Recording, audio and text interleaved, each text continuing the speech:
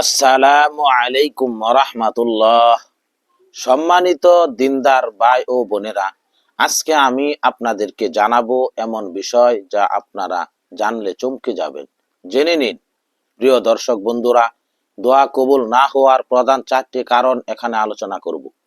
ইসলামী শরা অনুযায়ী আল্লাহ তাআলা বান্দার প্রতিটি দোয়া কবুল করেন, তবে কিছু বিশেষ বাধা বা কারণ রয়েছে যার ফলে দোয়া সরাসরি কবুল হয় না অথবা এর ফল দেরিতে পাওয়া যায়। 1 নাম্বার, দোয়া কবুল না হওয়ার 4টি কারণের অন্যতম প্রধান কারণ হলো হারাম পথে উপার্জিত অর্থ দিয়ে জীবিকা নির্বাহ করা, যেমন সুদ, ঘুষ, জুয়া, ক্যাসিনো ইত্যাদি।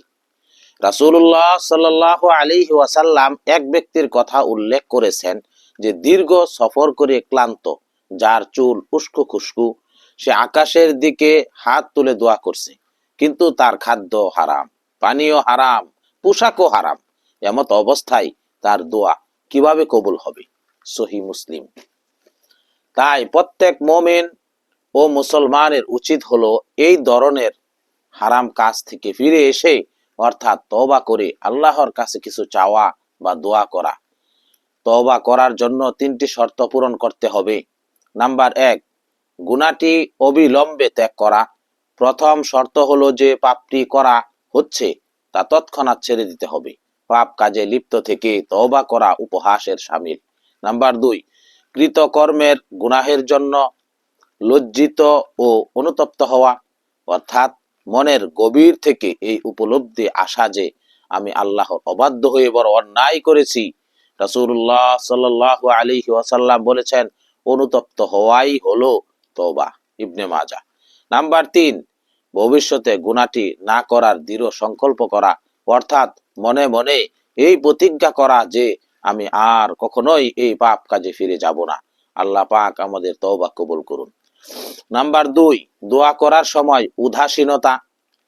আল্লাহর প্রতি পূর্ণ বিশ্বাস এবং মনোযোগ ছাড়া দোয়া করলে তা সাধারণত কবুল হয় না। অনেক সময় আমরা যান্ত্রিকভাবে দোয়া করি, কিন্তু আমাদের মন অন্য কোথাও থাকে। হাদিসে এসেছে, দোয়া কবুল হওয়ার জন্য দৃঢ় বিশ্বাস নিয়ে আল্লাহর কাছে দোয়া করা এবং জেনে রাখা উচিত যে আল্লাহ পাক কোনো উদাসীন ও অমনোযোগী অন্তরের দোয়া কবুল করেন না। তিরমিজি। নাম্বার 3, আত্মীয়তার বন্ধন ছিন্ন করা এবং পাপাচারের প্রার্থনা করা। যদি কেউ কোনো পাপ কাজ করার জন্য অথবা আত্মীয়তার সম্পর্ক ছিন্ন করার জন্য দোয়া করে, তবে সেই দোয়া কবুল হয় না।